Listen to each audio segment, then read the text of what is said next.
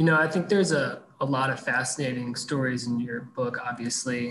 One that really stood out to me, and maybe it's my local bias, was the HQ2 search and how it evolved over time. I mean, I think specifically there's a memo in your book where the search team recommended three sort of surprising cities to them, one of them being Raleigh, where I'm at right now. Right. I was wondering if you could maybe talk me through sort of why that was a surprise, but also, how the search sort of changed from maybe its initial goal.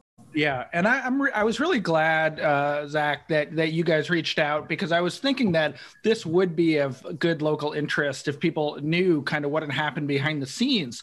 Amazon in 2017 whips up the country, really North America, in a frenzy as it declares its search for the second headquarters.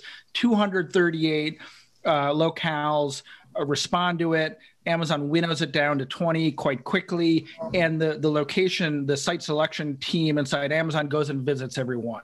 Now, in my reporting, I got a lot of the behind the scenes memos and responses.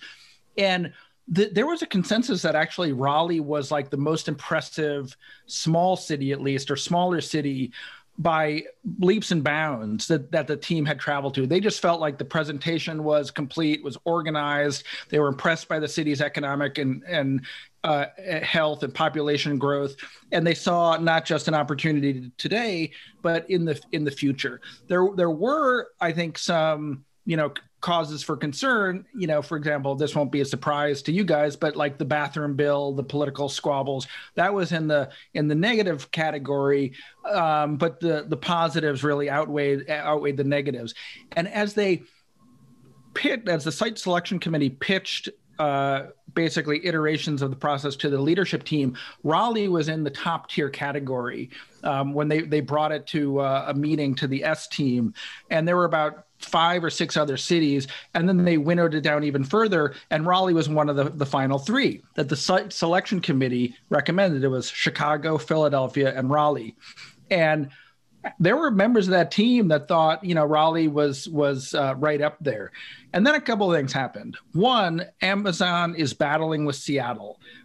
Seattle is some sort of very far left politicians are elected to the city council. They're passing taxes that are particularly aimed at Amazon and its employees. There's a sense that Amazon has a gentrifying force in Seattle, and the political climate changes. And Bezos actually tells his real estate team, we need to stop growing in Seattle and cap our growth at 50,000 employees. And Zach, tell me if at any point you want to interject or I'm blathering. I'm kind of just telling you the story. Yeah. And so one thing they do is they start growing across Lake Washington and Bellevue. And another thing is I think they kind of reevaluate what they're looking for in HQ2. It's going to be larger. It's going to build faster. But that's, I think, only one element. People, the cynical interpretation is that it went where Jeff Bezos wanted it to go. He has homes in New York and Washington, D.C. Those are the corridors of power. Certainly Amazon can make a case that the talent was there. But if you look at the original RFP, request for proposal for HQ2, it really prioritized many other things, including the cost of building a new headquarters. Well, Raleigh, you're not going to get better economics than that.